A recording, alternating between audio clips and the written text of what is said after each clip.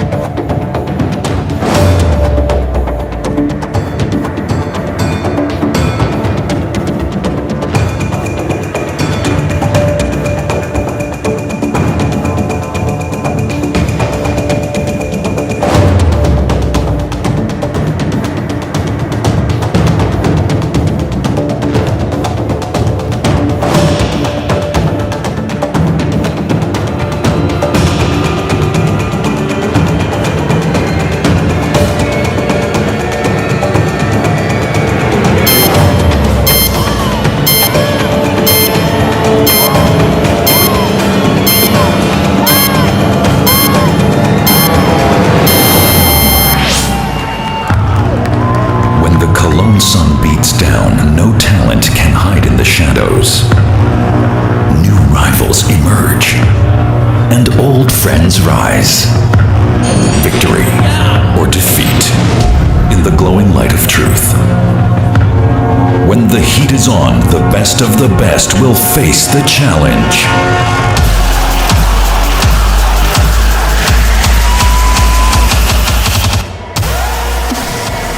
Lancelot, Yeti, Light, Surgeon, Mark, Leon, Tiberius, and Skipper.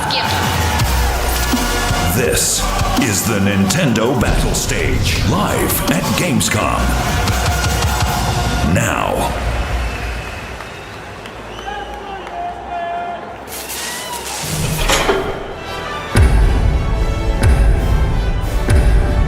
Lights on for Mr. Battle Stage, Tim Feldner.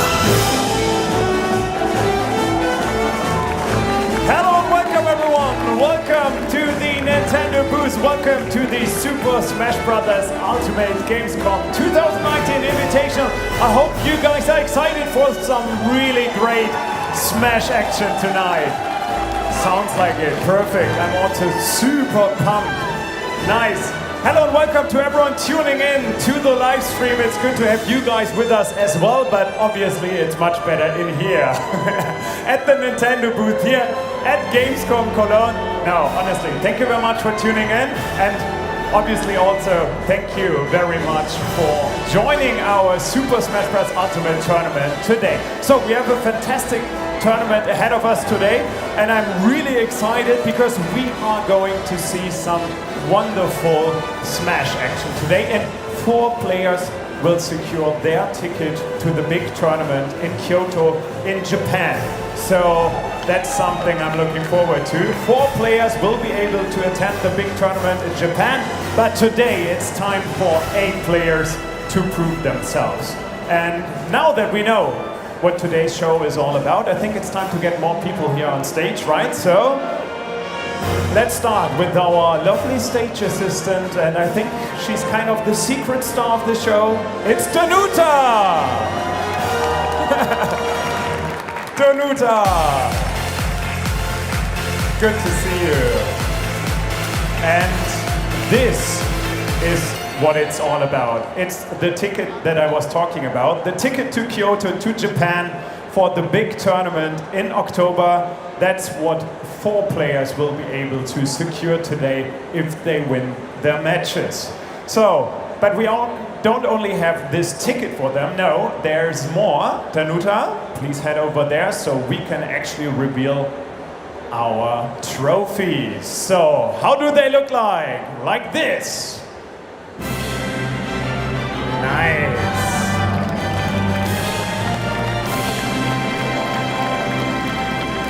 4 amazing medals for 4 amazing players.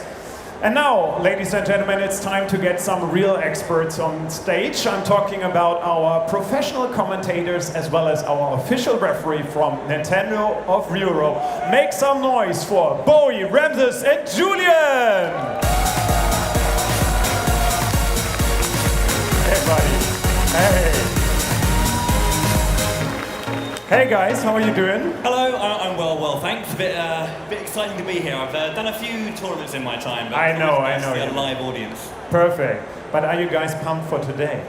Hell yes, we're gonna have a good time today here at the Nintendo stage. Yeah, exactly. So I already said that you are our official referee from Nintendo of Europe. It's Julian. And Julian also had a hand on the rules, which you are going to explain to us right now. I believe so, yeah. We have our 8 players, but we also need to have a look about how these players are going to be going about their business today. So let's bring those rules up onto the big screen and we can go through those one by one. So let's get those up now for us, please. So, as it goes, we have 8 players. We have 4 matches. First of all, these are going to be best of 5. So the first player to win 3 games will win their match and be given that ticket onwards. It's going to be done in, I believe, squad strike. So every player is going to choose 3 separate characters. 3 separate characters. It's going to be tag team. So when they lose their first stock, that character is gone from that game. They need to make sure that all the 3 characters they use are they're very proficient with them. There they are. Here we are. Okay, so let's go through that again. The squad strike, check. Tag team, check. Best of 5, check. Yes. There we go. 3 stocks, as I mentioned, per game. It's going to be 7 minutes per game. And to make sure that it's all about skill, no items. I see a few people in the audience excited about that. Don't worry, we know.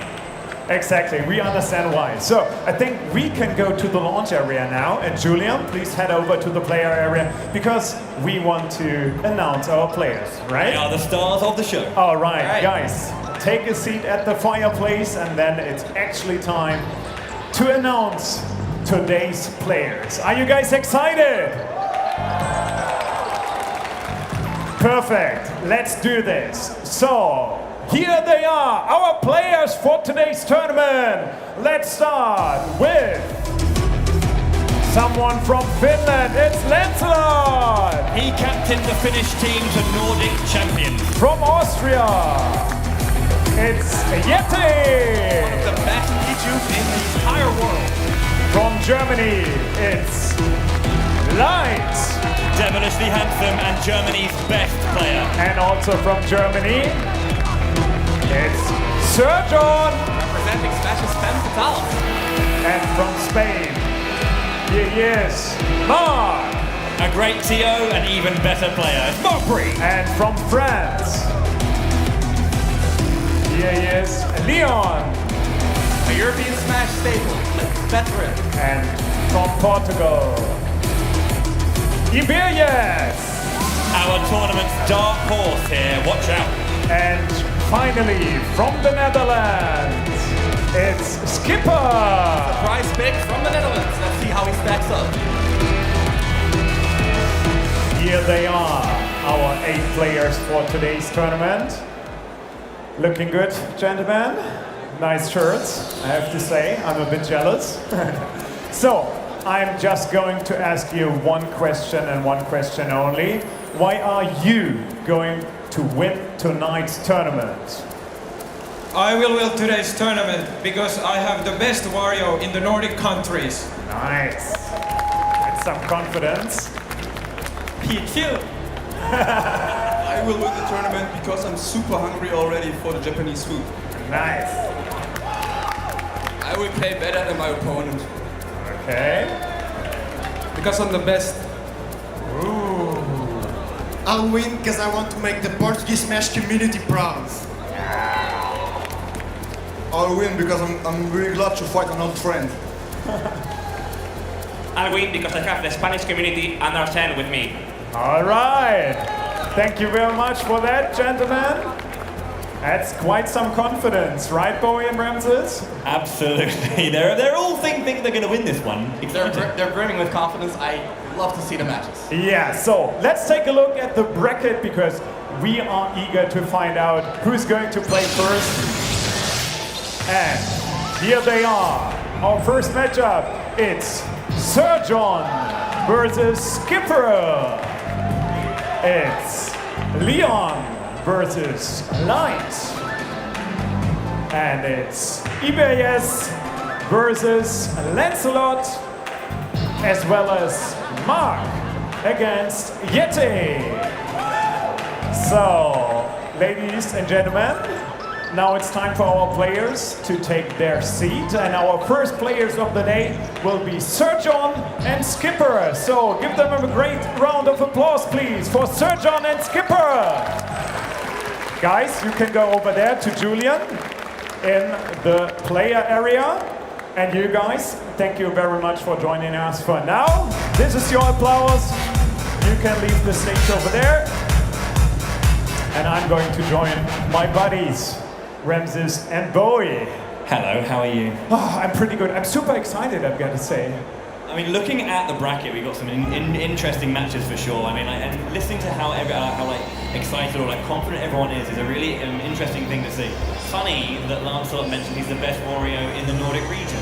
I wonder if our good friend Whoopi would be going to contest that one. Yeah, and I have to add, the pressure's on. There's one match, one best of 5, and that's it. You win, you go to Kyoto. Yeah. You lose, that's your chance. Yeah, and our first matchup is Skipper versus Sir John. And I remember what Skipper just said. He said, I'm the best, so it should be easy for him, right?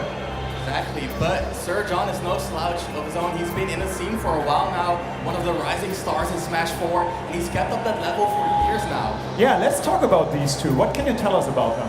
Well, I mean, as I say, Sir John's one of the best players in Germany right now, and you know, he was rising in Smash 4 and in Smash 4 Wii U, and now with Super Smash Bros. Ultimate, he's really found his niche. He's just, I mean, we saw him at the European Championships, really putting on a good show, and he took them, you know, alongside Light all the way to E3, and then performed wonderfully out there. Now, can we see him on his own to really bring that skill? Yeah. What do we know about Skipper? So Skipper is more of an unknown pick. He's been a threat in Smash 4 in the Netherlands for a long time. Not much of a traveling player though, so most of the Netherlands knows to fear him. At the international stage, hasn't really seen him perform yet. In Smash Ultimate, he's had some issues finding the character that is right for him, but now that he has that Falco on deck, extremely potent pick for him. I really want to see how well he stacks up against Sir John. Okay. I mean, right now we have the players picking their characters on our screen here. So again, they're going to be picking 3 separate characters. They will have 1 stock with each of those characters. So again, they're going to be picking their main character, maybe a secondary, and potentially that tertiary 3rd character. This is really where you have to show your general skill, not just your ability with 1 character, but how well do you know a whole range. And as we mentioned, Sir John representing the Femme Fatales already. Zero Suit Samus and Palutena getting picked right there. Some very speedy, fast, strong characters, and Wolf to round out the roster. And looking at Skipper's side, we've got a Falco, a Roy, and a Pokemon Trainer. Pokemon Trainer's recently gone through some changes that makes it a much stronger character. And Roy, you know, is a sword user, very, very combo heavy, got incredible KO power as well. Okay, so as we can hear by the music, the preparation is still on. So this gives us just a moment to talk about favorites. Okay, or maybe not. Maybe we will just jump into the game, so it's up to you guys. Bowie and Ramses. Thank you so much indeed. Going into our first game, having a look at well, they've selected Falco and Wolf first of all. So there is strategy about who you choose first. Before we get into the match, audience, let's hear it for Sir John and Skipper. Okay, nice opening game going onto Battlefield to begin with. Just teasing each other out, throwing out the odd move here and there. But again, you can see Sir John getting a big combo off. Look at those combos. On the other hand, Skipper, this is his favorite stage with Falco. Amazing combo potential. He just needs to get that first hit. Sir John is not letting him.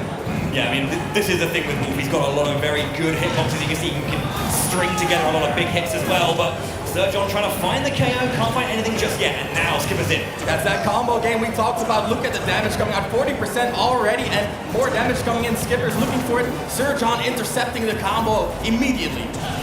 Yeah, again, going for that very, very short hop and then falling forward there to try and follow up, but Sir John just gets out, goes for the nair, follow up, does not connect. Amazing tech by Skipper, staying in the game right there. That Falco needs to put in work, that is his main character. Tries to get a combo there, but it's not quite landing. Look at the neutral game, they're really feeling each other out. I mean, that's the thing when you're playing against a player or a character you maybe haven't played for a while. You need to get into the game and really start feeling your way in. And you can see now following up, gets the forward tilt, not going to be enough just yet. Skipper should recover, but easy edge guard maybe. Goes high. Look at that Skipper, still in the game after that lead by Sir John. Oh, and look at that, the KO. That's a lead for Sir John, and Falco is out of the game. Absolutely, that nice scoop, hitbox comes up, and now you can see Skipper coming out with the Roy. What can he do with this massive combo character?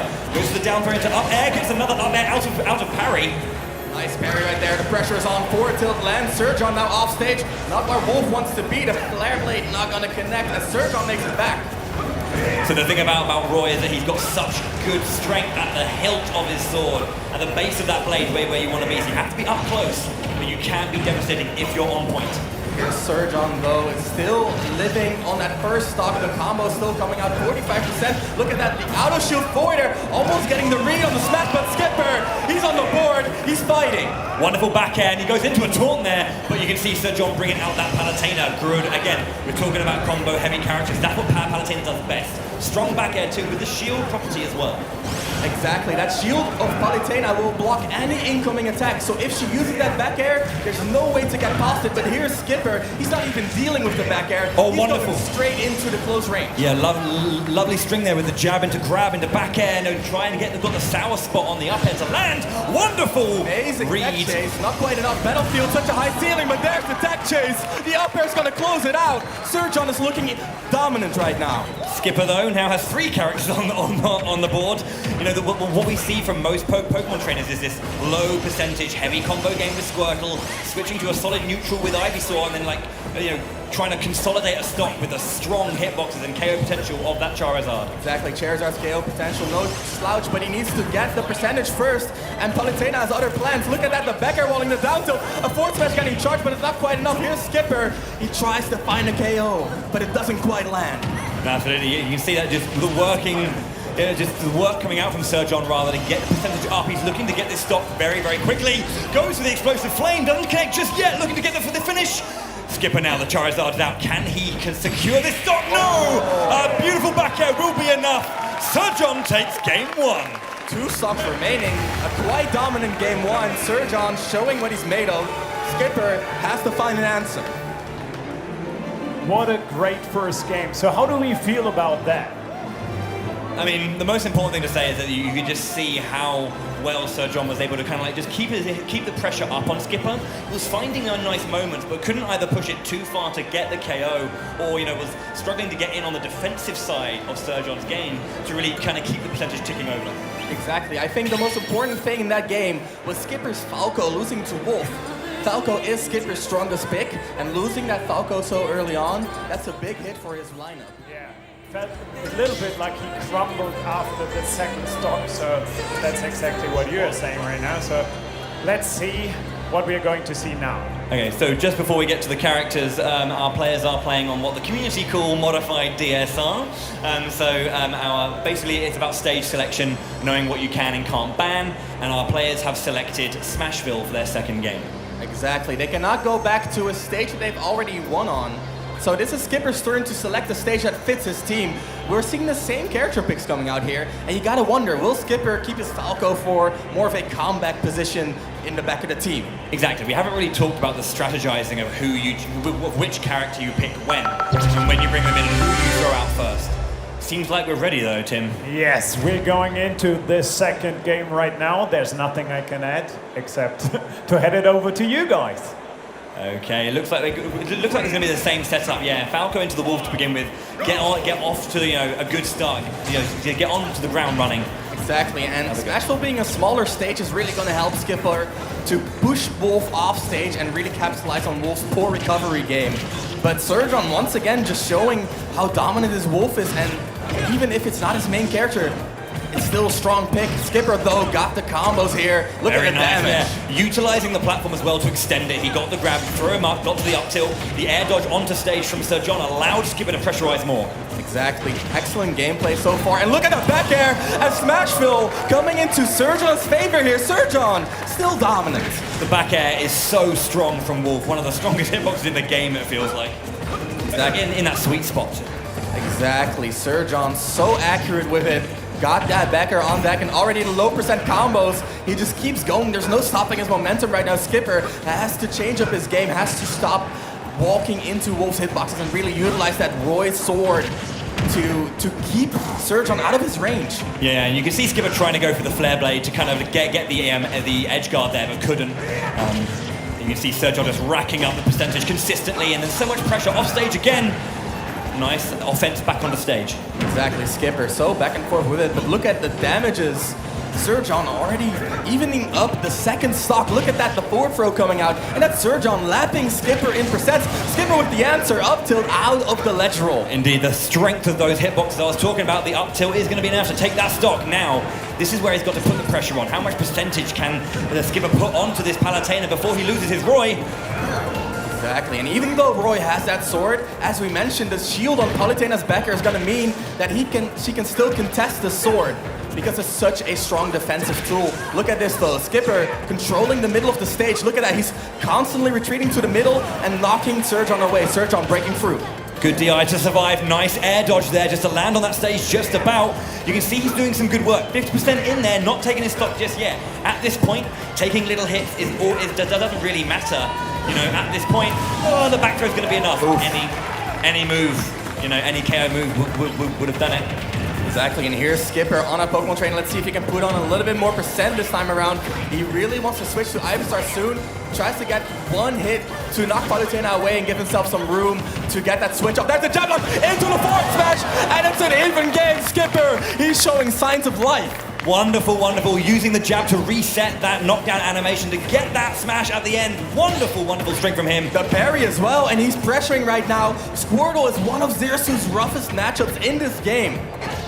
And that's the thing, how long do you want to stay in this matchup just to get the percentage off before you swap over to the Ivysaur? Nice grab on that roll in. Into the back air, but no connection. Here's the dash attack though. Skipper is constantly pressing his advantage, but there comes that whip, that Zerasu whip, making it so hard for Squirtle to come in because he's very stubby. And you can see just how much movement as well that Zerasu Samus gets off. She's so nimble, so lithe a character. Quite hard to hit when she's in her groove. On the other hand, Squirtle so small, and that makes it rough for Zerasu. She's a very much a precision-based character, and Squirtle can make that really rough with that small stature. There's the Nair into forward air. Surgeon coming alive, pressuring off stage. Skipper switching into Ivysaur right here. That's the combo. This is looking very nice though. The thing is, Ivysaur's got loads of little tricks to get these stock, but you might think, forward air coming up the Charizard, it's going to be enough. Skipper with a point on the board, 1-1. That Dragon Claw coming in clutch, so much range on that, and Surgeon did not expect Charizard to have an extra jump. It is a dragon, he has multiple jumps, and that really comes out of the blue when he switches to Charizard immediately. Despite the fact that Charizard's red, he came out of the blue indeed. That is just showing the strength of some of the changes that have happened to Charizard recently. A lot of Pokemon trainer mains have been feeling so much more confident in that dragon. I mean, well, fire flying, let's be serious. That dragon, exactly. Pokemon, that dragon. I mean, before people were questioning just how much potential he had, but there you see it. There you saw it. What a quick hit. Exactly, that KO power, nothing to sneeze at, and just like that, your stock could be gone.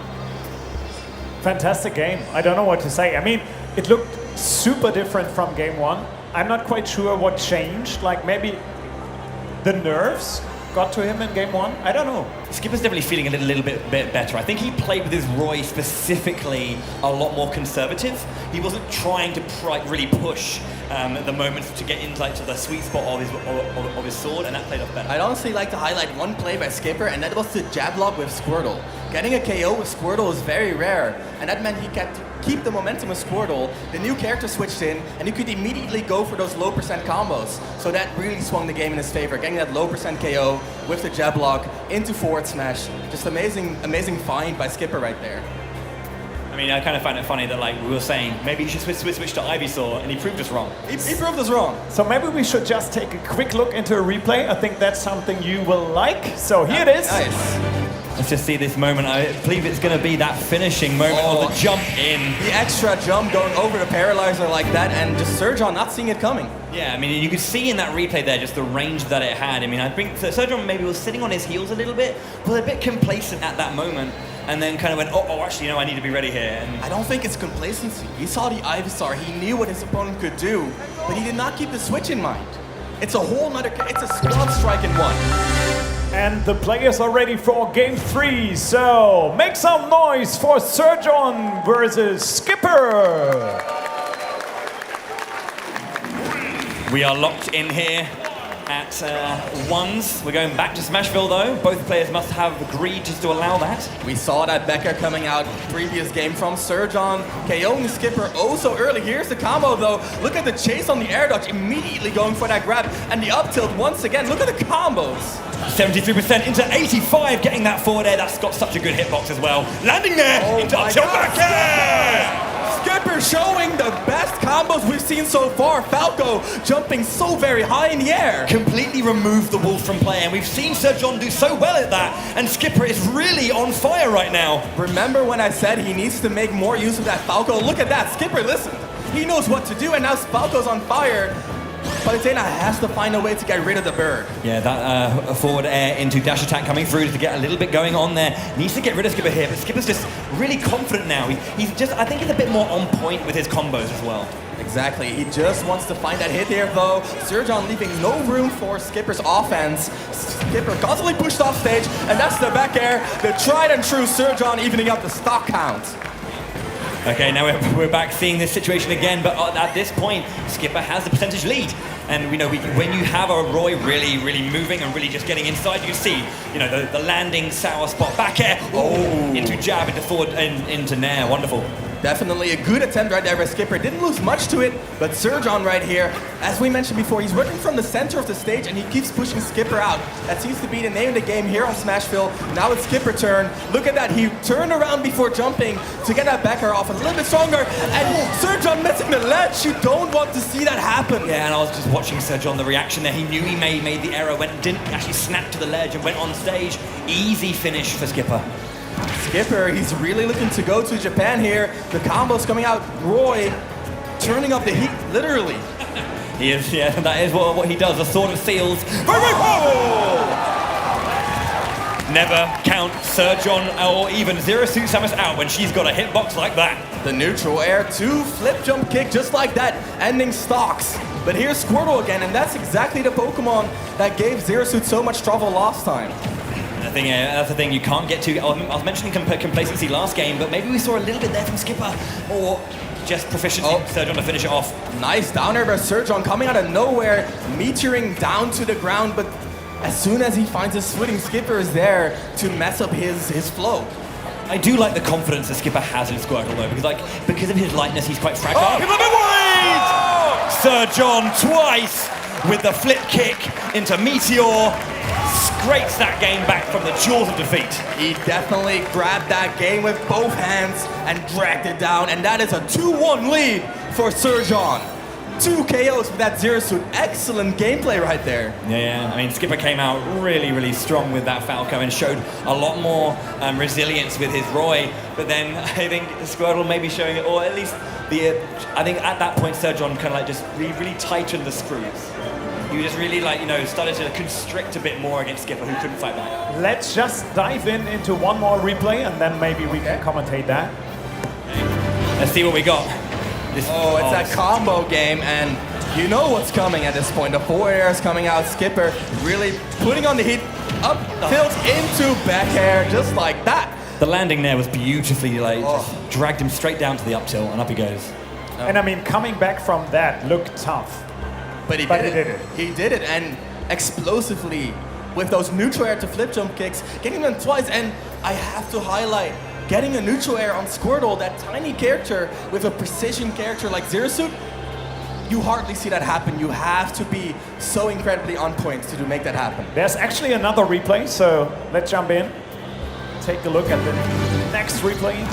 But see, I think this is just that moment, I believe, where we just get dragged across the stage. Look at that, he's looking for those neutral airs. That's the third neutral air in a row, and there it is. Oh, disgusting. Skipper looking back at the pass there. It's been, I felt that again. But 2-1 now to Sir John, and I think that our players are ready.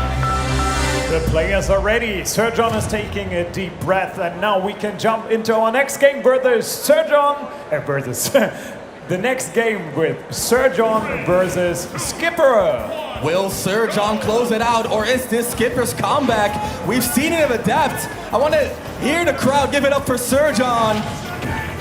There seems to be some definite love in the crowd for the German player. Nice, just reading or and I guess guessing the correct way that his opponent was going to move and punish him with that grab. Roll, try to follow up with the tech, but nothing major. Look at that, the pressure is on Sir John, really on point here with the damage again, and this time around, it's not looking like Skipper's Falco is too effective.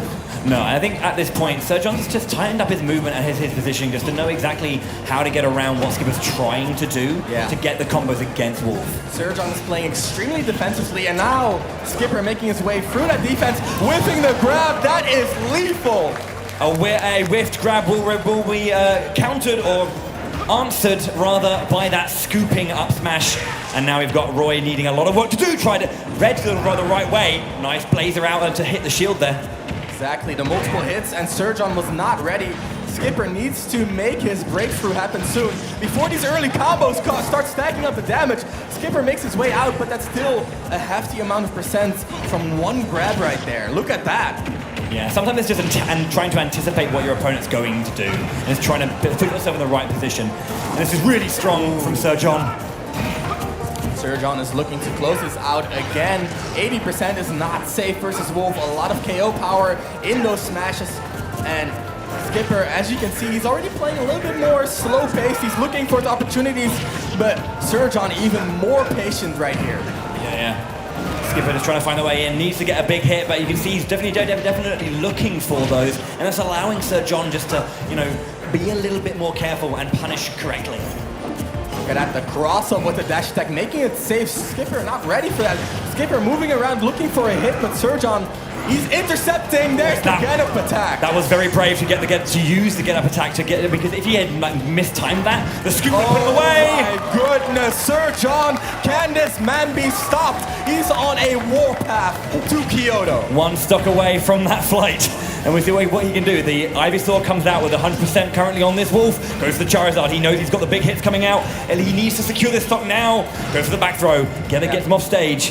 What can he get out of that? The forward tilt attempt, not quite gonna connect. Sir John immediately returning to stage. He knows what he has to do. Just keep Charizard out, because Charizard not too quick. There's the charge smash. Sir John, he hasn't even lost a single stock, and here is Skipper. Wow, if Skipper was a little bit further forward, that would have been dangerous. But can't quite get this stock just yet. Sir John really just putting on a clinic here right now.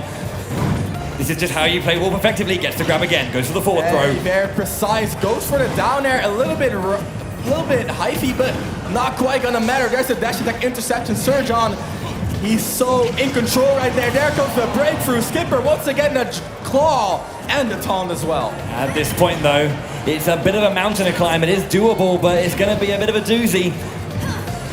It's an uphill battle for sure, but we've seen Skipper do it before.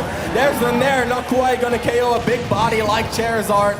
Charizard makes it back, tries to claw his way back to the center of the stage. There's a flamethrower, good range, but it's not gonna lead into anything else, and he needs to lead into a combo like that. Landing there into grab, gets the down throw afterwards, but trying to just connect something bigger, gets the full range forward tilt there as well. Skipper is looking dangerous here. How will Sir John find the hit? It's dangerous for Sir John here. That back air is one of the strongest in the game. There it is! It's not going to be KOing. Skipper is making it happen. We saw the lightning come out. It was a little bit of a faux lightning. Didn't get a stock there. The back throw coming out. That is not quite that. One of the heaviest characters in the game. Skipper's still alive. Good DI there coming out from Skipper just to stay alive at that point. Trying to find a big hit by Nick. There's going to be gone. Sir John winning 3-1 over Skipper. He's going to Japan. And with that, we have our first player heading to Kyoto. Give it up for Skipper and Sir John.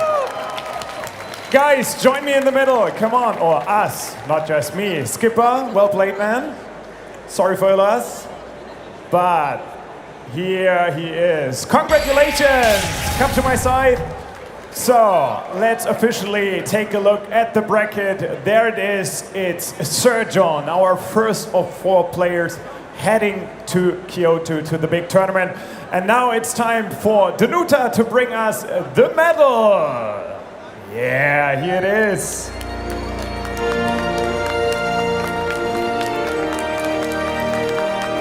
Congratulations to Sir John, well deserved. Yeah. Sir John, what a great game.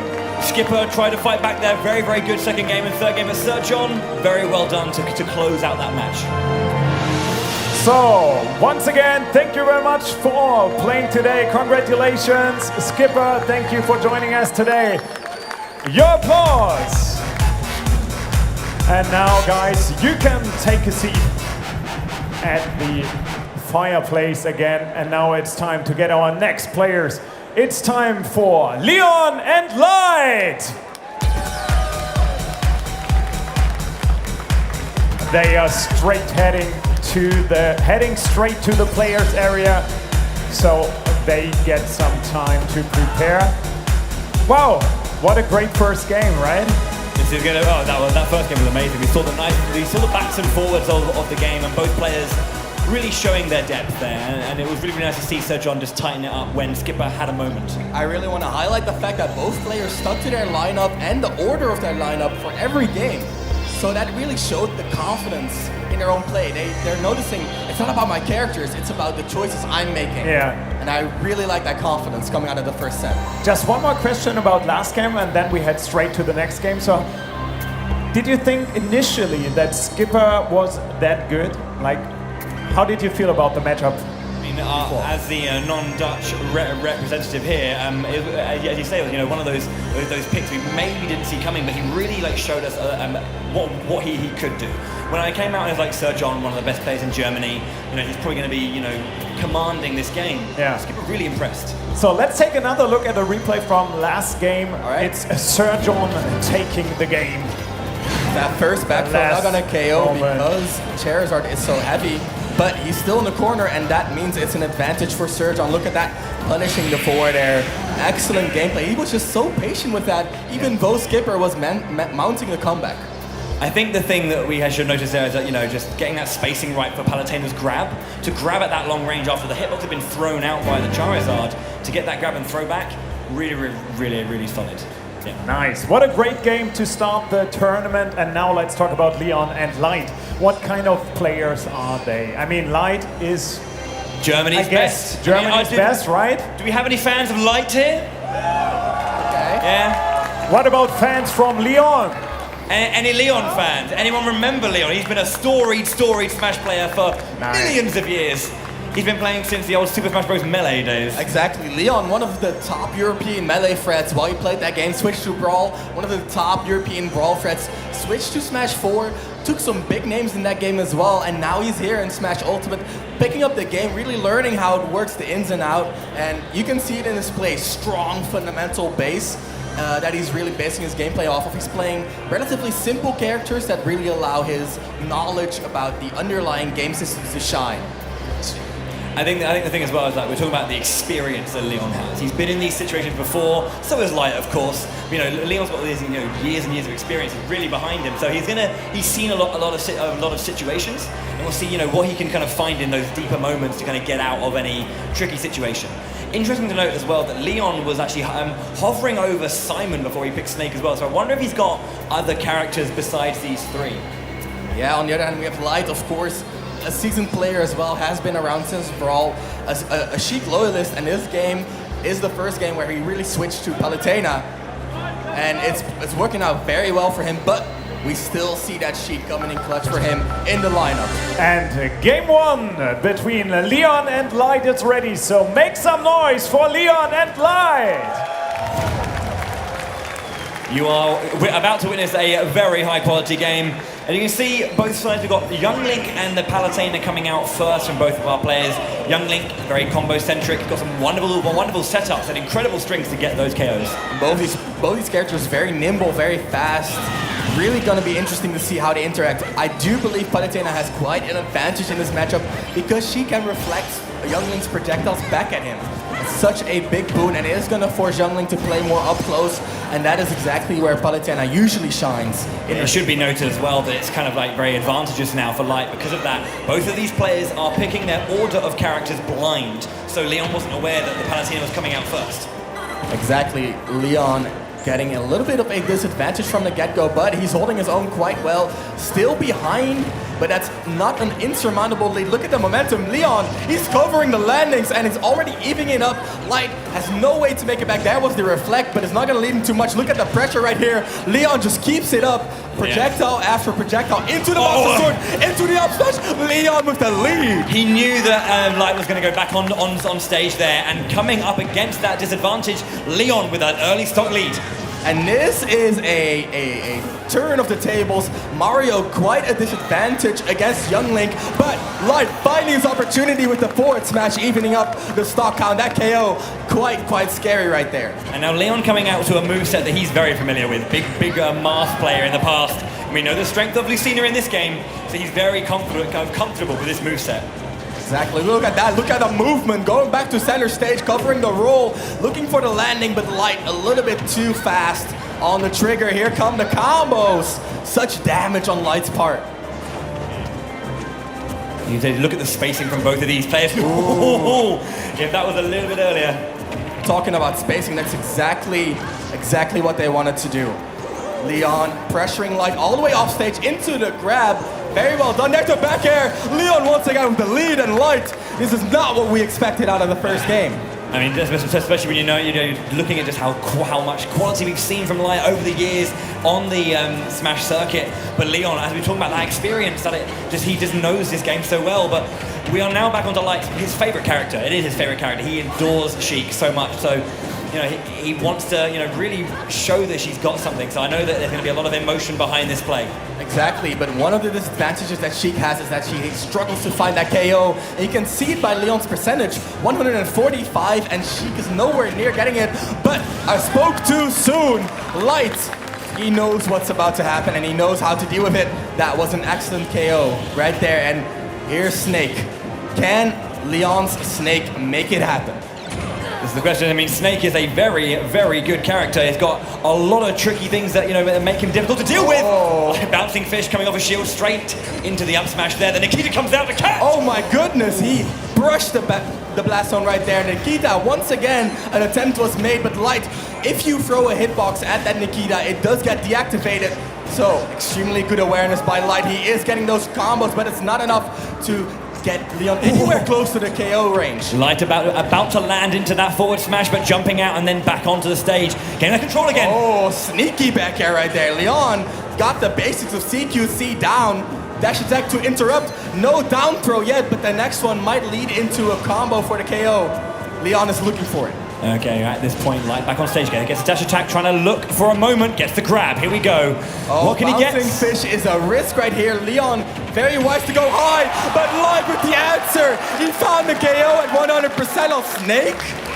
Yep, Snake is a heavy boy, but regardless of that, Sheik at that height with that hitbox is gonna be taking stocks. And that is the advantage that Sheik has. She might not have too much power in her moveset, but because of her mobility, she can hit you when you're close to the blast zone and get those early stocks.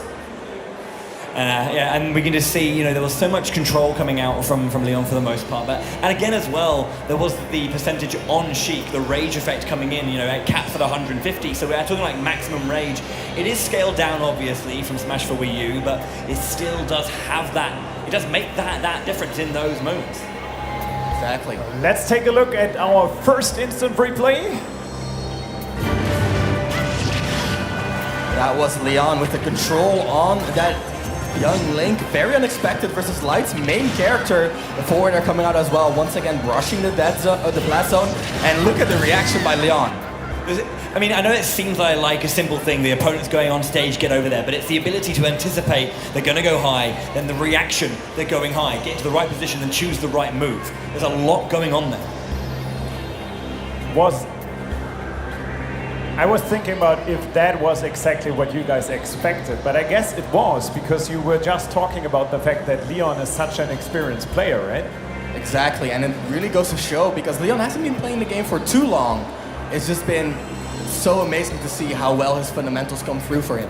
Okay, we have another instant replay. Let's take a look.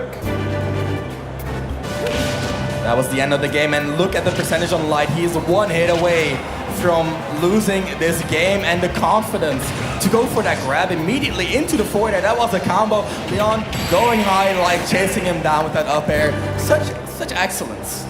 So how do you feel about the next game? It seems like, I mean, well, we can see the different, we're not going to say anything, but we can see the different choices in terms of like where they're going to be going next. So yeah, we got Leon bringing out his Lucina first, it seems, and then Light again with the Palutena, just again, front foot forward, out of the gate swinging. And here it is, game 2, Leon versus Light. And keep in mind, guys, last time Leon started with Young Link, so this is the first switch up we've seen. He feels more comfortable playing Lucina versus Palutena, and rightfully so. This is a decent matchup for Lucina, very even. Both of these characters very fast, a lot of range, and look at that already, Leon swinging at Light's Palutena. Yeah, and you can see his movements, he's doing these just dash dancing around us, staying in the right position. He's using the Dolphin Slash to kind of get an on-reaction hit. Exactly. Very quick move. Great movement, as you mentioned, by Leon. The down tilt, moving back and immediately back into Light's face, not giving Light any time to put on any defensive measures. We saw that back air by Palutena being so strong, but not if Leon is just constantly inside of your range. And just, knowing, this is about understanding and knowing your connecting hitboxes. What can go where? Wonderful edge guard coming out from Light there. Just read the movement, got the back air, that far out, that's a stock. And that was the result of him just constantly pushing forward. He kept pushing forward and forward and forward until it was up to Leon to make a mistake. And the reflect on the up smash, the trap was reversed immediately. Yeah, and the percentage was like 40-ish% from that. Leon, just a moment of just forgot that the reflector came out and that the up smash was going to be hitting him instead, and Light capitalizing on that wonderfully. And this is the curse. In theory, Palutena is good versus both Young Link and Snake, so this is a rough matchup. If his Lucina cannot do it, his Snake is going to have a hard time as well. There's the grab. Light trying to stay in control. Once again, we see Leon going high. This time it works out for him. The trade there. Just pushing each other back. The Nikita comes out. Ooh, the counter was nice, but you could see that if that had fell a little bit quicker, that would have been exactly. Leon seeing that counter come out, angling his Nikita upwards to avoid it. Altogether, Leon looking for that up tilt. An amazing KO move for Snake. There's the Nair, closing it out. Leon, he is not looking too healthy, but the stock count is even up. But remember, again, Snake is a heavy character, so it's going to be, again, those bigger hitboxes that are going to be the ones to worry about. Like, the hitboxes that maybe a lighter character would be, being taken, having their stocks taken by, isn't going to affect Snake as much just yet. Early percents are a little bit of a slouch for Snake, but as soon as you reach the higher percents, it is going to be scary for Mario to jump around. He is going to have to close the stock out somehow. There's the grab. No reaction by Leon. Light was waiting for a poor option, but Leon too smart for that. Oh, wonderful. Light going so low, and that just delayed the sag on the up B there, just catching. Oh, the combos. He's looking for a jump, but Leon not giving it to him. Leon now answering with that Young Link. Look at the jumps. He is moving around Mario so very well right now, utilizing that sword and the projectiles to keep Mario out. Light with the reflection off that cape, very potent move against projectile users, but it's not lagless. If Leon delays his projectiles just a little bit, he can find the hit. Look at the combos, look at the pressure. Light is constantly in the corner. Yeah, I mean, Leon's just, just keeping that pressure up. He's got all these projectiles, all these hitboxes, scary ones too. Oh, very nice, using the landing first hit of back hit into the up tilt. Wonderful stock. Exactly. Very well done right there, Leon, finding one of the rare kill. KO confirms that Young Link has. Look at that already. The nimble movement from both these players just avoiding each other entirely. But when the hits land, they're looking for more to forward air. Light following up with a quick backer into the bouncing fish. The movement back and forth, there's no respite for Young Link, and that's Light with a 2-0 lead. That was a long distance bouncing fish as well. He saw that a mile away and went straight in. Such great gameplay by Light. And as we mentioned before, Sheik not the strongest character, but the movement is just gonna help her out, finding the hit after hit after hit. He got one forward air, followed up with a back air, and set up for the bouncing fish. It's the little things that count. That's the thing, like most characters, if they have, if they're lacking one thing, it's usually kind of like backed up by another part of their kit that they can really utilize to, either pressurize or get those stocks in some way. You guys talked about the leap of faith, if you want to say so. So let's take a look at the replay. All right. Look at that. That was Leon going high and now having to recover low. Light. Great reaction. Yeah, because that's the thing. Like when you're edge guarding, there's so many options your opponent can do. He saw that the grenade had come out early and threw it back onto stage to cover the stage. But then at that point, Light was just like, okay, he's going low. And the thing about the up B for Snake is it has that slower startup. It just kind of like because he's heavy. The later you use it, the more sag there is before you actually start rising. Yeah. And Light really punished that. He knew that and went in.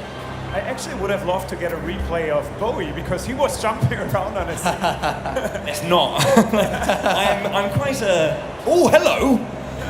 Hello. That's an Isabel, and on the other hand, we have a Zero Suit Samus as well. Okay. And Light is leading up with Isabel, predicting a Young Link or a Snake, but he's getting the Lucina. And there is potentially our last game between Leon and Light.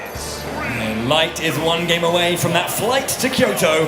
Leon needing to just put a little bit more work in just to get that a couple games back. Reverse 3-0s have happened before.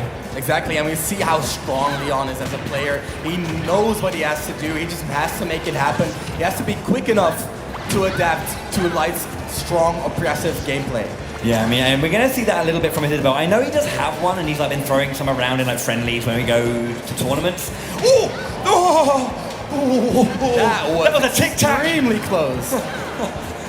But the bubblegum survives, as does Isabel, but not out of the woods quite yet. Tries to make it back on stage. The slingshot coming out into the dash attack, but it's a little bit of an overreach. Here's Leon with the answer.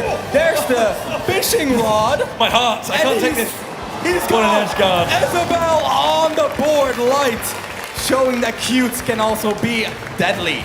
Yeah, that was a long and grueling edge guard. Look at that, Leon has to rely on Zero Suit. Now, we haven't seen that yet, but that was his main in Smash 4, so he knows how her moveset works. Light not letting Leon breathe. Leon has to make something happen here. Has to get that stock out of the game. The thing about Isabel, she's got all these tricks. She's one of those characters, very annoying character, gets into your face. Very, very nice. That landing down air into the up air, very nice and quick. Taking that stock, and now this is a classic, I think, from Smash for Wii U. Zero Suit Samus versus Sheik. Two of the fastest and lightest characters in the game. Look at that already. So many moves getting thrown out. Light looking for the reset, looking for the combo. There it is on the top platform, utilizing Battlefield so very well. Light, he's on a roll. This is down to Leon's final character, final stock here. He's got to make some magic happen with this Young Link. And we've seen magic happen with Young Link. He's a tricky and cool character. Exactly. Definitely do some nice things. The fire arrow coming out, the projectiles, the first hit of back air as well. Leon is already racking up a lot of damage here. Light has to make his way in through that bag of tricks that Young Link has.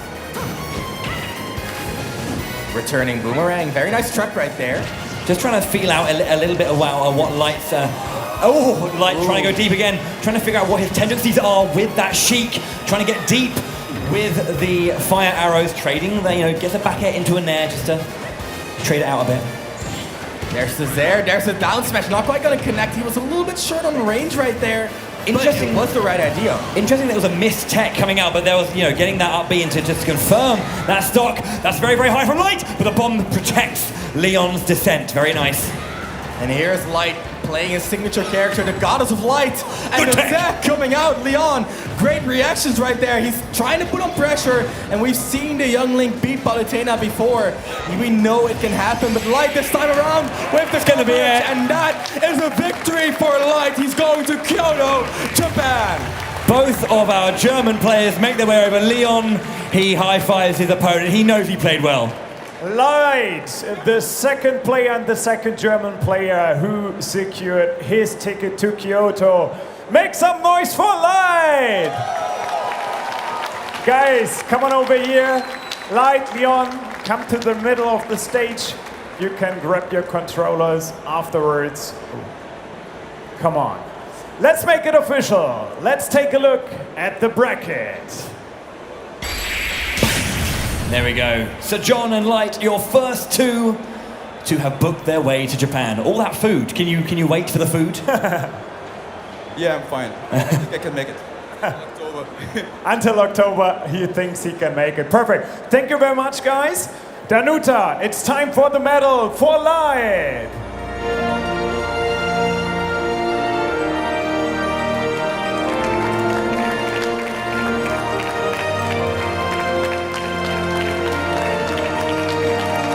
Perfect.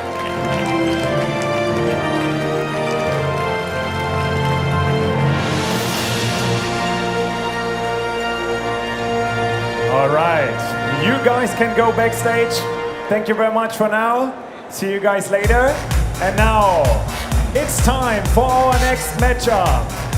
It's time for our next two players. Yeah, sure, you can take a seat already if you want to. We'll go back to the Of course, fireside and warm it's ourselves. our next matchup, and it's Iberjes versus Lancelot. Make some noise! Hey guys, you can head over to Julian. Ooh, I'm excited for this one, Tim. So, obviously earlier this year we had the European Smash Bros. Ultimate Championships. I had the good fortune to go over to the Nordic region and see the Nordic teams playing. Lancelot, captained his team to a astounding victory. Incredibly, I mean, Finland is a great country for Smash anyway. The Nordic region as a whole, great talent up there. But Lancelot is a gem. Yeah, and he just last week he showed an amazing performance in Germany. And now he's back, he's looking to get that win. On the other hand, Iberjes, representing Portugal, a very underrated region, a region we don't see a lot out of. And I just want to highlight, this is the very north versus the very south of Europe. It should be an interesting matchup.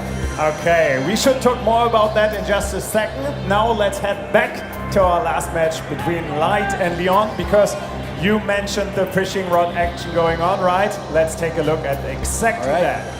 I love a good bit of a replay. Here we go. This Isabel just doing so much work, but yeah, getting so far off with that edge guard there. It was just a nice trade and tech to survive as well. Just reversing the situation completely with that fishing hook, grabbing Leon from stage, throwing him out there, and a neutral air to follow it up. But Isabel, like I mentioned, cute, but deadly. The chap in the white hoodie there loved that play as well. He was particularly impressed. But yeah, I mean, that's just the quality of that. That's the thing. It's not just about being great on stage, but the real talent or the real kind of like crunch time is when you get off the stage. Those moments when your opponent is, at their disadvantage, and you want to like really get in there and finish those stops. Don't give them a chance. Yeah. So now let's talk about the new matchup. Iberjes versus Lancelot, and you just told us that you're really excited about it. Is it the one specific matchup you guys are the most excited about?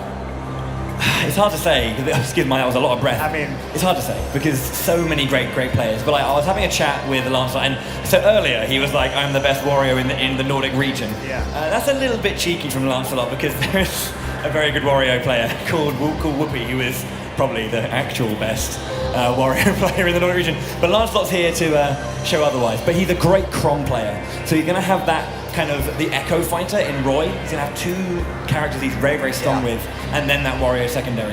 On the other end, Iberjes pulling out both Pokemon Trainer and Bowser, really liking those heavy characters, and Lucina to round up the roster because heavy characters don't really like long range. Lucina can patch that up. Nice, so let's head into game one. Iberjes versus Lancelot, make some noise! Looking like town and city for our first game. Father versus daughter.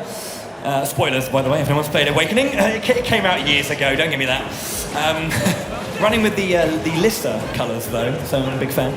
Right, and you have to mention the fact that all these swordies coming into play. Lancelot, as you mentioned, playing both Chrom and Roy, and on the other end we have Lucina, and that really changes the dynamic of the matchup. You're going to see them play a lot more mid-range, a lot more neutral, trying to feel each other out, a lot less brawling up close, because they do have those swords. And the thing is, their Echo counterparts are Marth and Roy, respectively from the screen. They are the characters who have these sweet spots and these sour spots, like the tips and the hilt of the blade. Whereas these two, their swords are the same strength across the board. Big counter, but got the timing a bit wrong there. I want to highlight that play because that was so cerebral by Lancelot. He used that B up high enough that the counter wouldn't connect, but Lancelot, just so smart, immediately turning the situation around after that offstage scenario. Yeah, now the thing that I was going to mention before that happened is that the thing about Chrom is he's so powerful, but his recovery is exploitable. And that was the moment that, Iberias had to actually get that, but just, the time was just a bit off. Amazing play by Lancelot, amazing spacing, and right now the dominance is coming through. Iberias has to find one solid hit with Charizard to round the stock out, but will he find it? Chrom so nimble, such good pressure, the back throw is going to throw him off stage. Yeah. While Town and City is huge, the blast zones are very close to the ledge. Yeah. So if you get caught there, your stock might just be forfeit. Lancelot doing the gluttony special, clapping just before the stock starts. Whirlpool loops, but no follow-up right there. He might get those back airs, and there's the forward air, the up air as well. Is going to use Water Gun to follow it up. Iberias looking solid right now, but here's the answer by the best Wario in the Nordic countries. Look at the combos. Would be so mad right now. But yeah, you can see just that combo potential was so good, being able to get these landing nairs into the up tilt. A big part of Wario's game or his counterplay game is he's got this waft, and it can just change his down B, the fart move, if you will. It's just so powerful. It's a big part of his comeback. The one thing is he needs to wait 2 full minutes before he can use the strongest version of that waft. And will he be able to survive for that long? There it was, and it was ineffective, the super armor, but there's the follow-up. Lancelot, he had the pressure, he has the lead. That was a max range slap there, the forward tilt coming out from Wario right there, the KO, but here's Iberias' Bowser. A lot of control right now because Lancelot does not want to lose his stock. He is going to get outranged by that big Koopa King. Just like that, the forward air coming through and the pressure is on. Iberias controlling the stage so very well. You can see just holding on to that percentage right now. Lancelot, doesn't want to take this stock just yet. Wants to hold on to that waft and use it just to get either at this point just percentage. Gets a little bit of health back from the bite there. Right there, very nice, very well found by Lancelot. But Iberias full hopping over that Wario, and here's Lancelot's final character. It is going to be Roy. Yeah, I mean, that's very nice stuff from Iberias, just to kind of see that the bite was coming out and punishing it perfectly.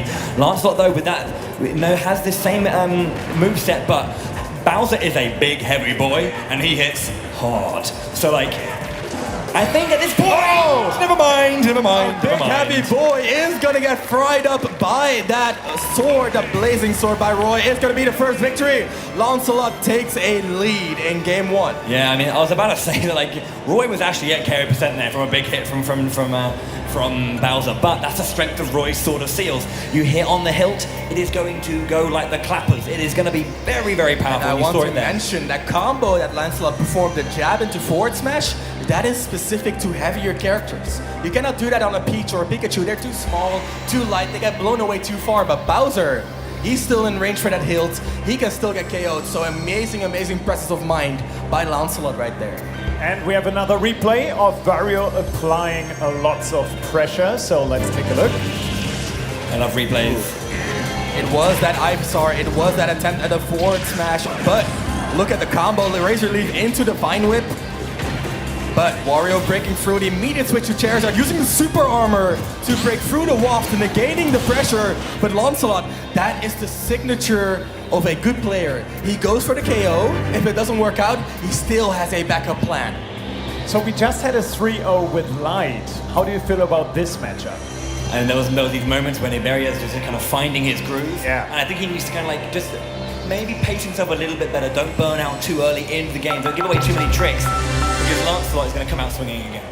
I mean, we're going to find out, right? Eventually. And this time is now. it's our second game, Iberias versus Lancelot. So we can see Iberias changing up his order there, putting his Lucina last.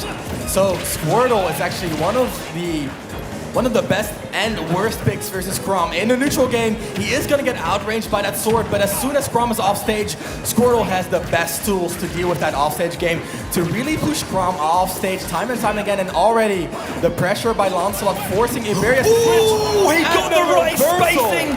Yeah, the Skyward Slash there does kind of bring enemies down when he gets it up, but if I think there was a little bit of more movement or Iberias was slightly further to the right, that wouldn't have happened. Unfortunate way to lose your first stock. And that is such a heartbreaker, because that doesn't happen often. It was just a little bit too early for Iberias to go for that edge guard, and Lancelot, once again, cerebral. He knows exactly what to do when his opponent makes a mistake. Maximum punish, maximum reward, and the early lead, more than a full stock already. It was Soaring Sash, by the way. I just remembered. I had that moment, you know, when you go, oh yeah. It happens. Okay, so Iberias just trying to get into this one. Unfortunately, right now, the battles are just kind of like being taken for a ride by this Chrom. Landing Nair does not kind of follow up anything from that one. Tries to go for a back air, but this run up forward tilt is not going to be enough just yet. Trying to get the neutral beat, but Iberias breaks through with the up B. Still has control, but Lancelot immediately swinging to get out of the corner. Very smart. Empty jump right there. Iberias did not see it coming. You can see it on the percentages, 172 on Bowser. He's a big boy, but that's a big punish. Yeah, that was you using the up B just kind of pressurize that shield, maybe trying to catch a jump out of shield, but it was just easy to punish there for Lancelot. But you can see him just speeding up the pace. Iberias doesn't connect to the edge. He's looking so good, goes for the jab. Again, trying to go for the flare bait, but an early Dolphin Slash to push back.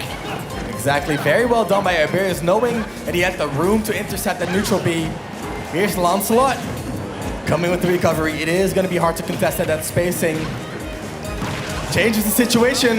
Iberias still has a jump, he can make it, just barely though. Breaks through the forward air, jumping over the down tilt, but Lancelot so on point with it. Nice parry into the up tilt, but not going to take that stock just yet. Oh, it's almost going to be the jab to reverse back air. There it is, once again, it comes out, that's going to be enough. A 3 stock, and Lancelot is 2-0 up. A 3 stock, such a dominating victory right there. Lancelot, he doesn't even need to be the best Wario in the Nordic countries, because he's the best Chrom in Europe. Yeah, I'm not going to refute that, that's true. Just like that, a 3 stock, what a statement right there. I mean, what did he do different compared to the first game? Yeah, that's the hard question to ask. I think, first of all, it was very unfortunate the first stock because you know the Soaring Slash just catching and not getting the actual hit to or not having the spacing to land on stage for Iberias, so lost a character that he was going to really use, as you were saying, to punish the Chrom. And then I think it's just snowballed really. You've got the weight of Bowser, which can get big hits, but he's just combo fodder for Chrom. Chrom is a very volatile character. One stock he might end your stock in one combo, right? We saw that time and time again, but he's also very vulnerable. He's a glass cannon. And in this time around, he was more cannon than glass. Yeah. I felt like even the beginning looked way different than in the first game. So let's take a look at the beginning scene of this game. First off, you can just see the difference of the character matchup coming up from Squirtle. You were mentioning the quality of that combo game, but then you could just see how quickly Lancelot was just covering so many options here. And then here you go, goes off stage, there's the Soaring Slash, pulls him in, and falls down. Yeah, try to get the down on the recovery because Chrom is actually very vulnerable when he's reaching upwards. But at the end of the day, the timing just wasn't quite there to get that edge guard going. Okay, any advice for Iberias for game 3? He has to keep his mental game together. I think that's the main thing here. That is also a good choice as well. Sorry, he's gone for the Lucina first. Yeah. To get to kind of have that more even matchup against Chrom. Okay, let's get into game 3. Iberias versus Lancelot. Once again, the sword matchup coming out, and already a good start for Lancelot. We see the pressure, the jabs, really walling Iberias out, but Iberias with the get-up attack, good range on that sword, immediately back to the ledge, and look at the parry! Oh, there it is! To forward smash! 11.3%, and he goes for an up smash just for a little bit of swag there. Wonderful using that jab into forward smash, and that's the thing with Chrom specifically, where Roy needs to do that close, and it only works on heavies. There's no sweet spot or sour spot for his his falchion is just everywhere, is just strong as hell. Yep, the jab to forward smash, so very consistent. Up the out of shield as well, very smart, very fast, a lot of damage. Look at the pressure. Lancelot has hardly taken a hit. At this point, though, what's happened here is Lancelot is a momentum-based base player. You know, when he's really kind of like in control and confident, he really just tightens up all elements of his gameplay. This is why he's so dangerous! Jab to back air, the combos keep landing, and Lancelot keeps winning. He's looking to take an international trip, but it's not quite over. Bowser's still on the board. That fire breath coming out, not quite enough. He is making his way back to the stage, and now goodbye! Huge body drop coming through right there. Iberia's putting some weight into that forward smash. That is a powerful move. That slower startup managed to kind of like punish the whiff that came up from Lancelot. So we now got Bowser versus Wario. Wario is going to be pushing as much as he can here. The tricky character there is the slap. There is, oh, he saves him. This is a high. What is, look at this edge guard here. Is gonna be it, and that is Lancelot taking the win. 3-0, going to Kyoto, Japan. Lancelot, I was mentioning it, he just turns the screws, he just ups his game, he finds that extra gear, and you saw it there. Iberias was under pressure and Lancelot would not relent. Exemplary play from him. Guys, join us in the middle. I mean, we just talked about it. Another 3-0, such dominant performance. Give it up for Lancelot! And let's make it official. Let's take a look at the bracket. Still a good game, man. There it is. Lancelot securing his ticket to Kyoto. Congratulations. And now there's only one thing missing. The medal. Danuta, please. There she is. Hello, Danuta. There it is. Ah, it looks so fancy. I want one as well. We can get you one, Tim. We can get you. And one more time, make some noise for Lancelot and Iberias. Well done, guys. You guys can take a seat backstage. You guys can take a seat over there. I will join you in just a moment because it's time for our final matchup of the day. Are you guys ready for our last match today?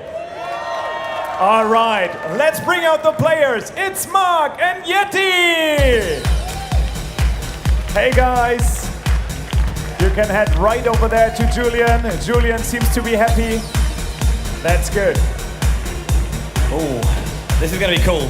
So Mark Bree, a great TO, he hosts the Tech Republic series of tournaments out in Spain. Great event. A great player too. And then Yete, you were mentioning one of the best Pichus, arguably in the world. Exactly. Mark is one of the veterans of the Smash scene. Yete, more of a rising star in Smash Ultimate with a strong first performance all the way back in January, and he's just been taking names time and time ever since. Okay, do you guys have a clear favorite in this matchup? It's hard to ask whilst the headphones aren't on. Yeah. I mean, it's always a tough question, and it's kind of unfair to say, I guess. But I mean, Yeti. You are the experts. I would probably say in this, from what I've seen right now, probably Yete from like the results he's been getting across tournaments of late. He's been fantastic. The interesting thing about this matchup is Yete is known for his Pichu. Pichu has taken a big hit as of late in the balance updates of Smash Ultimate. On the other hand, Mark has found a new main in Joker, the DLC character. So, well, in terms of results, Yete is the easy pick. Okay. There have been some shifts in the balance as of late, and I'm really curious to see how those play out in this matchup. I'm looking forward to it, but let's take another look at the last game. We have one more replay for you guys. It was the finishing move of this set.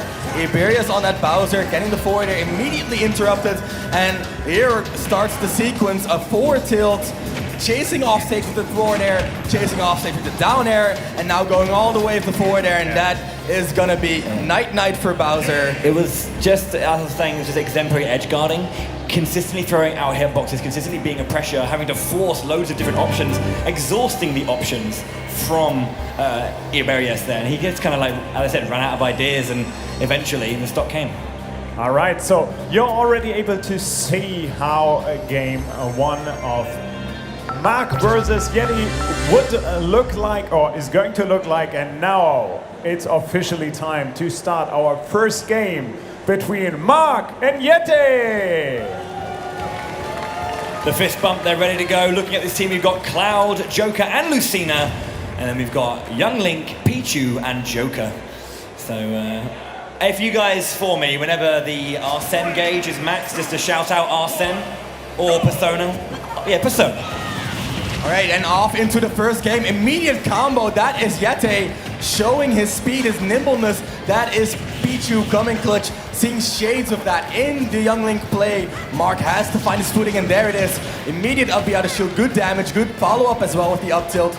Look at that. He is utilizing his superior range. That is going to be a Kokiri sword for the Young Link. On the other hand, the Buster sword. Yeah. Immediate advantage right there for Cloud. Yeah. So I mean, he does have his limit on. In Ultimate, you do have to expend that. You can't just like let it run out. So it does kind of like promote a little bit more aggression coming out from Cloud players to really use the limit when it comes up. It is a resource. It does run out. So you know, Mark's going to be trying to use that. Exactly. Already the pressure is on after such a strong lead by Yeti.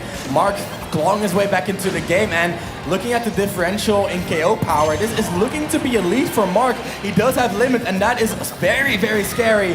The back air comes out, and this is an offstage scenario. Limit cross slash. Yeti has no answer to get around it and has to forfeit the stock. Out comes the signature Pichu, though. I do like the fact that that just kind of forced no option. It was either jump and get defeated by the cross cut or the cross slash or fall. Nice. There it is. The fancy feet. The twinkle toes comes out. Yeti equalizes the stocks, and Joker's on the screen. Joker versus Pichu is one of Joker's harder matchups right here. It's very hard for him to hit the smaller characters, and his KO power is a little bit inconsistent. Has to rely on Arsene to get that, but Mark is looking confident so far. Got a good amount of damage so far. Yep. The thing, as you're saying, the small frame of Pichu is what makes him, balance out the fact that he has such strong hitboxes. And okay, there, the Persona is called upon, Arsene is on the stage, and suddenly Joker's going to see a spike in a lot of his bigger hitboxes and KO options. Exactly, bigger hitboxes, stronger hitboxes. That is a deadly duo here, especially for Pichu, the lightest character in the game. As you might notice, Pichu damages herself every time she uses an electrical move, so it's going to be that much harder for Yeti to survive, but Arsene is gone, and that is a good look for Yeti.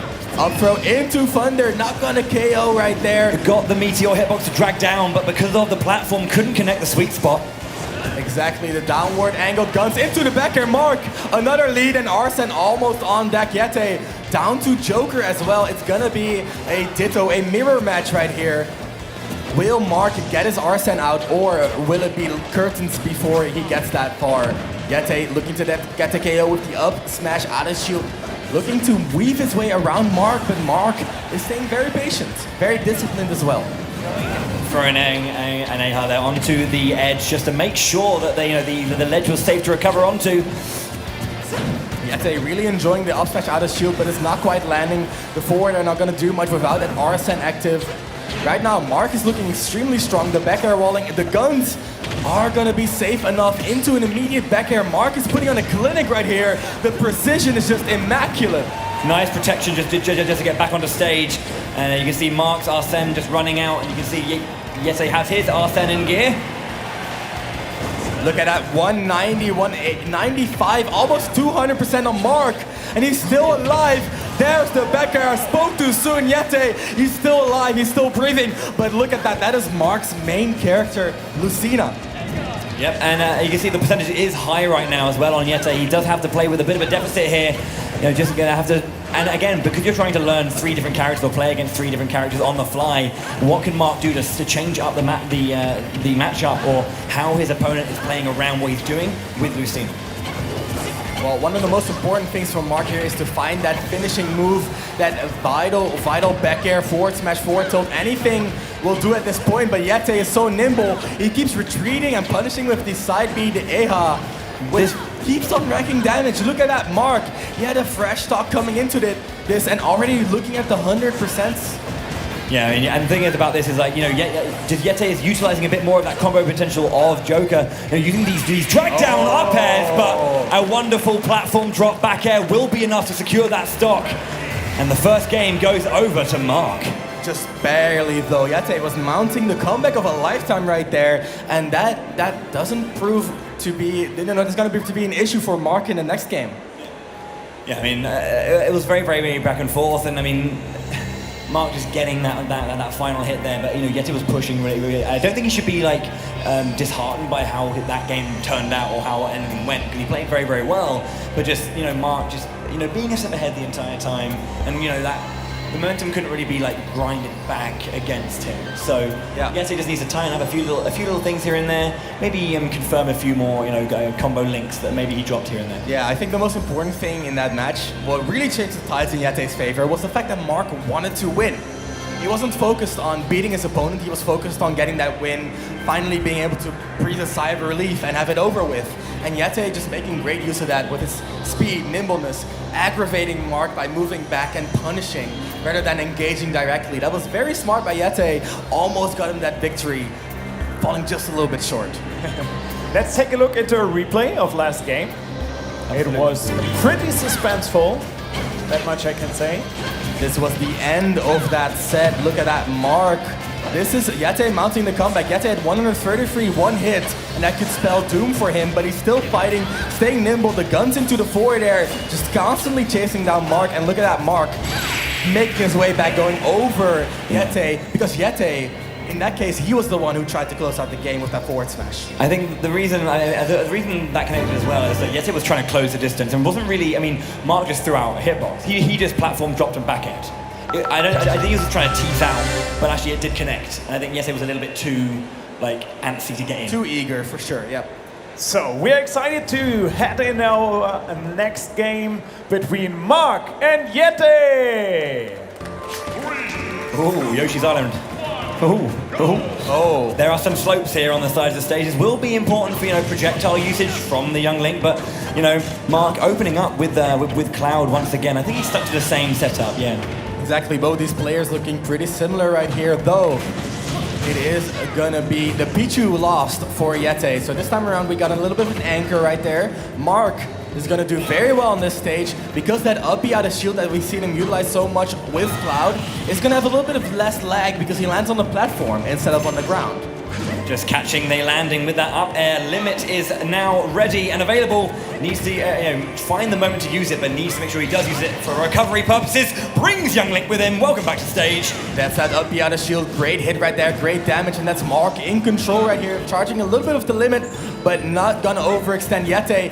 Really looking to get the combo started, but Mark is playing extremely safe. That up B is hard to punish, but Yete knows how to play around Mark's attempted punishes. Look at the rolls, look at the movement. The platform not really being utilized, a little bit too high up, but that's Mark using it for his movement, using it to really get those landing aerials out a little bit quicker.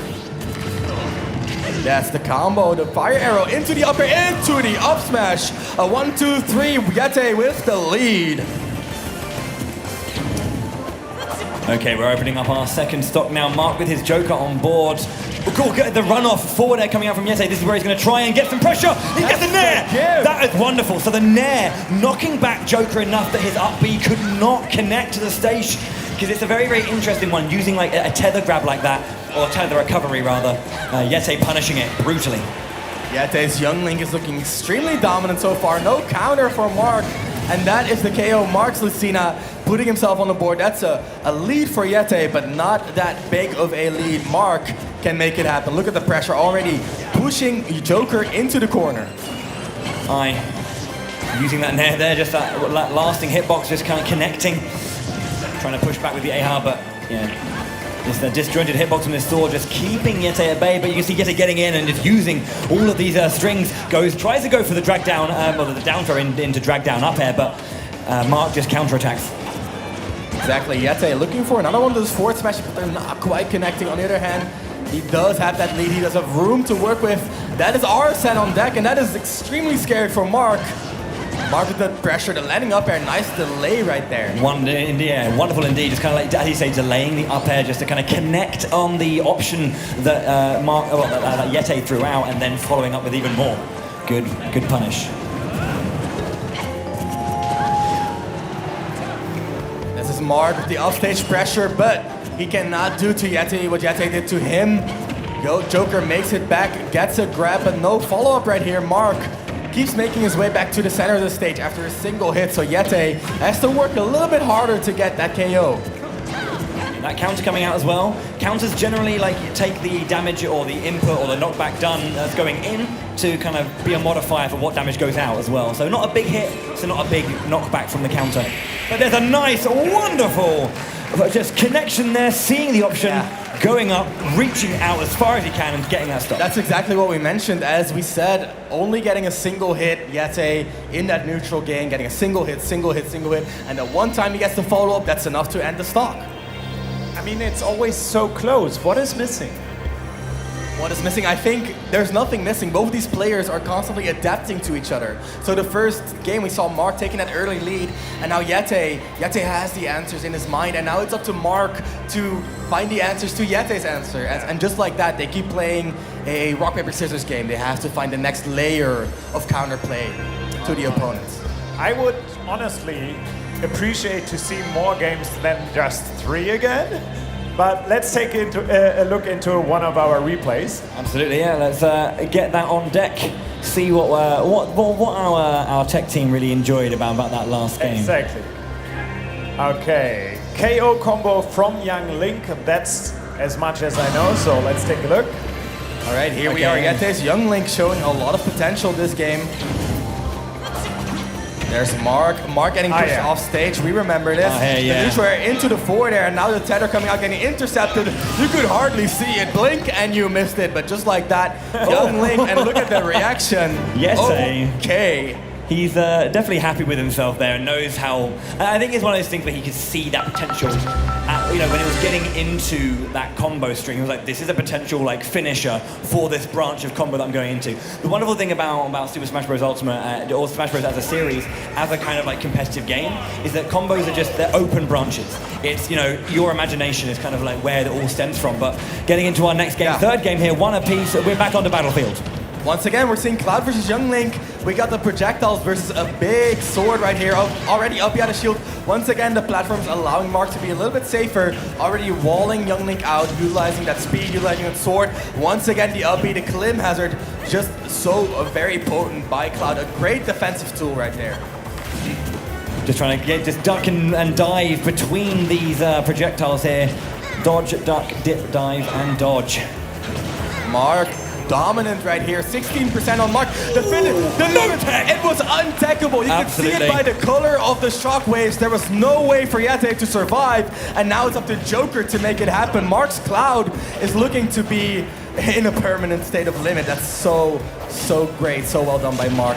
Such great momentum, and the up B is looking to push it further. Good stuff there. Very, very nice. So again, has the stock lead, not much percentage here, so this is a good chance for Mark to get as strong a combo as he can off, especially with the speed that comes out from, the end lag there on limit cross dash is very, very low, so being able to immediately throw out the Klim hazard just to catch an approaching Yeti. Exactly, but the Arsene is out, and that is going to mean is trouble for Mark. He will want his limit soon, but as you can see by the bar above his portrait, he's still a little ways off. He needs that limit to recover properly, and without it, that's Yeti with the counter, just like that. Even if you have the stock on Mark, he's gonna wait a little bit, get that bar ticking down, a little bit less Arsene to deal with. Here's Mark with his own Joker. Let's see if he has the answers. Interesting that now our persona gauge is even, pretty much. You can see obviously as Joker does take damage, that gauge increases somewhat.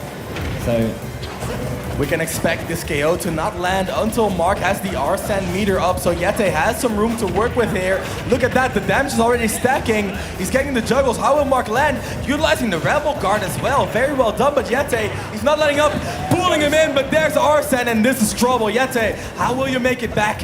Barely dodging that down smash.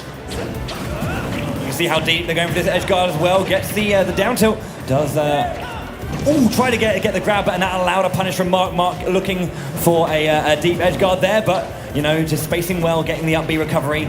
The Nair not going through. Ahar comes out, goes for another one, but Yete stalling out the Arsene, but you cannot stall forever. That's 160 on Yete. Almost got the Arsene gauge. But noting as well that Yete's Arsene is about to come out now, and Persona, he's on the stage. Yete has the KO power now, and the percentage are on Mark to do it, so this could be a big turnaround maybe. Yeah, don't be surprised by the percentages. This is definitely a lead for Yete right here. The back throw might come out there. Not quite a KO. Big stage on Battlefield. Mark finding another grab, but not quite there. Yete back to the center stage, almost getting the upside. Will this be enough? There it is, Mark dismantling the threat, and now it's all up to that legendary Pichu, right? This is the thing, like Yete kept this for last. He wanted to make sure that, you know, if he's going to use his best character, it's going to be now! Can't get the connection! Holding as much as he can! Wonderful from Yete! He kept the pressure on, he did not relent, he knew he'd get the timing right eventually, and now we've got Mark. It's Lucina versus Yete, a strong, powerful, disjointed hitbox versus a very, very fast baby mouse Pokemon. You think almost a glass cannon, you haven't seen Pichu yet, the lightest character in the game, damages herself. On the other hand, Lucina, amazing KO power. That forward smash would have been it, but barely living. Here's Yete, he's still getting pressured. Mark is on a roll. Look at that, the hitbox is swinging. The forward smash might be there soon. Look at that, the forward air, the walling, the side B. It's not quite enough to parry as well. Yete is looking forward, getting grabbed. Mark, he keeps pressuring Yete. He's so on a roll. Indeed, yeah, you can see so much pressure from Mark at that point. Yete just his back against the wall, and you can see the movement as well from Mark. It's so smart the way he's moved, just like dashing in this kind of like staggered motion, almost staccato, if you will, trying to find his way in. Yete, though, with a bit of stage control. That is the up throw. Not yet. He is alive, even on Battlefield. Look at that 150. The neutral at the first hit, negating the jolt, and the second hit, spelling the doom. That is Markbury with another victory. That's a 2-1 lead right there. It is a 2-1 indeed. Both of our players are just locked in. It's just so close. It's going back and forth, But, you know, this is the quality that both of these players have. You know, there's lots of great talent down in Spain, and whilst, you know, it's a bit rarer for a large amount of that community to travel, they just have so much talent. And oh man. Last game you asked what was missing, and I told you, they're finding answers to each other's gameplay. And that's exactly what we saw. The first game going to Markbury, the answer by Yete, and here's Mark with his own answer. This is going neck and neck. And I was so excited, I instantly stood up. You just saw it. We have another replay from this match. Cloud securing the edge. I think we remember that one. This was the first stock right here, the matchup we've seen time and time again. Cloud versus Young Link, jumping over the projectile with that Buster Sword, the back air, beating Link's stubby legs, the forward tilt as well. Look at the range, and that is look at the shockwave denoting the untechable state, meaning that there was no way for Young Link to survive that move.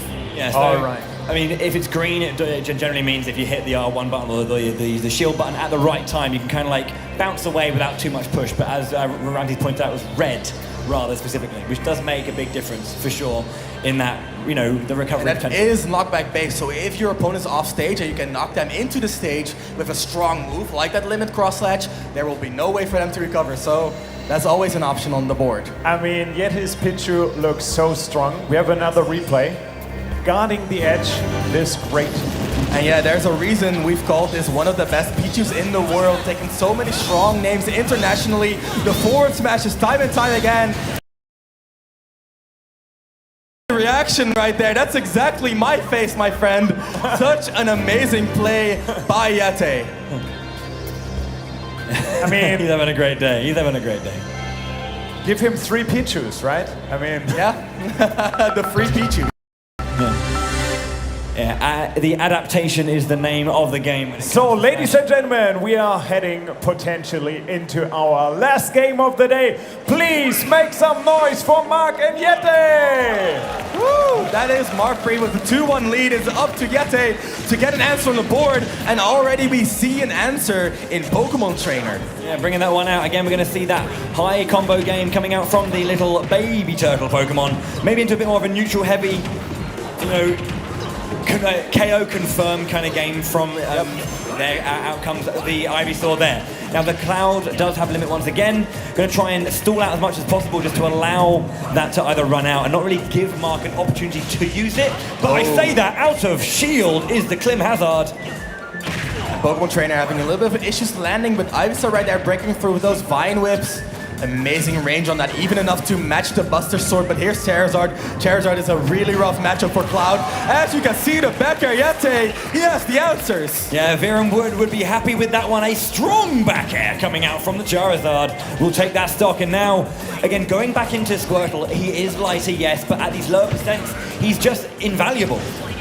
Exactly. Here's Mark, though, the Joker. We've seen him perform so well last game, and now already pushing Yeti around left and right. The parry not quite going to connect on that multi-hit. The final hit of that Ivysaur net is not a safe move, but the combo, look at that, utilizing the platform to push him towards the edge. Yeah, the platform there just kind of, I think it was one of those things where Mark quite wasn't ready for that there, and didn't have a tech or any kind of evasive maneuver available. Yes, he's sensing the moment, going for the KO, bearing down, jaws bared, fangs bared, and then take that stock. Exactly, and look at that. Once again, Joker versus Joker. Last time, we saw Mark Bree emerge victorious, but this time around, it's looking a lot more even. Yeti with the follow-up, 40% for both. It's neck and neck, both of them getting single hits, both of them almost Arsene on deck. Look at that.